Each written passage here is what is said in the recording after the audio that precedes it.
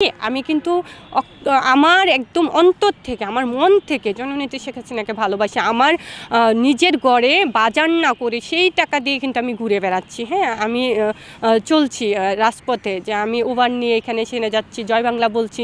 সেই কথাগুলো কিন্তু আমি আমার নিজের থেকে, আমি কেউ আমাকে হেল্প করেনি, বল তুমি এখানে যাও ওখানে যাও, কেউ বলেনি।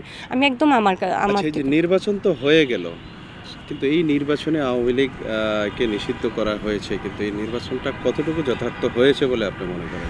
নির্বাচনটা তো এটা অবৈধ নির্বাচন, এক কথাই নির্বাচন, এটা কোন নির্বাচনই ছিল না।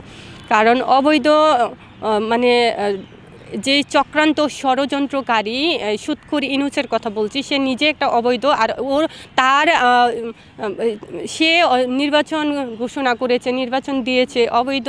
ইনুসের নির্বাচন তো অবৈধই হয়, আর সেই নির্বাচন তো নির্বাচন না। দেখেন আপনারা, এই যে জামাতি বামাতি রক্কাটা পার্টি, তারা কিন্তু এশারের নামাজ পড়েই কিন্তু ভোট কাটা শুরু হয়ে গেছে। এত বছর শুনে আসছে যে আওয়ামী লীগের সময় আগের দিন মানে রাতে দিনের ভোট রাতে করে, এরা তো হচ্ছে মানে দিনের ভোট কি আগের দিনে, পরের দিনের ভোট আর আগের দিনে করেছে। তাহলে কোনটা, আওয়ামী লীগ ভালো নাকি এই যে সন্ত্রাসী রাজাকার চাঁদাবাজেরা এরা ভালো? অবশ্যই আওয়ামী লীগ। সাধারণ মানুষ তো সেই ভোট নিয়ে উচ্ছ্বাস প্রকাশ করেছে এবং তারা বলছে ভোট অত্যন্ত সুস্থভাবে হয়েছে। ও সাধারণ মানুষ, এটা হাস্যকর ভাই, সাধারণ মানুষ না। বলতে পারেন কিছু কিছু রাজাকার চাঁদাবাজ বাহিনীরাই বলছে ভোট মানে সুন্দর হয়েছে, ভালো হয়েছে, উচ্ছ্বাস করছে। কিন্তু বাংলাদেশের সাধারণ মানুষ যাদেরকে বলা হয়, যারা খেটে খাওয়া মানুষ, যারা গরিব দুঃখী মানুষ, যারা বিজনেসম্যান, যারা কিনা মানে রাজনীতির বোঝে না, রাজনীতিতে যারা যুক্ত না, যারা বাংলাদেশকে ভালোবাসে, বাংলাদেশের পক্ষে আছে, তারা কিন্তু মানে এই নির্বাচনে অ্যাটেন্ড করেনি, তারা নির্বাচনে আসেনি। এরা কখনো বলে নাই যে আমরা উচ্ছ্বাস করছি, নির্বাচন ভালো ছিল, অনেক ভালো হয়েছে, এই সেই কখনো বলে নাই। নির্বাচন এটা অবৈধ ছিল।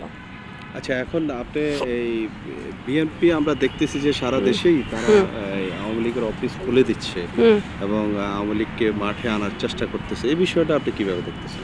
ভাই, বিএনপি আসছেই আওয়ামী লীগের হাত ধরে, আওয়ামী লীগই বিএনপিকে নিয়ে আসছে। আপনারা মানে একদম দেখেন যে কী কোত্থেকে কী হয়েছে। জামাতি বামাতিরা এই রক্কাটাপাড়ি যেইভাবে ভোট চুরি করছিল, তারা কিন্তু আর যত 1000 কোটি টাকা নাকি দিয়েছিল আরও নির্বাচনের 4 দিন আগের থেকে বাংলাদেশে ছড়াই ছিটাইয়া জামাতিরা। তো কেন দিয়েছে? তারা মানে যে কোনো বিনিময়ে, যে কোনো মূল্যে হোক, মানে বাংলাদেশে জামাতিদের মানে এই যে রাজাকারদেরকে মানে বাংলাদেশের প্রধান হবে, বাংলাদেশের মানে সরকার হবে। কিন্তু এত কিছুর বিনিময়ে বুট চুরি করেছে, টাকা পয়সা দিয়েছে, এত কিছুর বিনিময়েও কিন্তু তারা জিততে পারেনি। কেন পারেনি জানেন? শুধু আওয়ামী লীগ চায়নি, সে কারণে। আওয়ামী লীগ মানে হয়েছে বাংলাদেশ মানে হয়েছে জননেত্রী শেখ হাসিনা চায় নাই বলেই কিন্তু রাজাকাররা আসতে পারে নাই। তারেক রহমান কি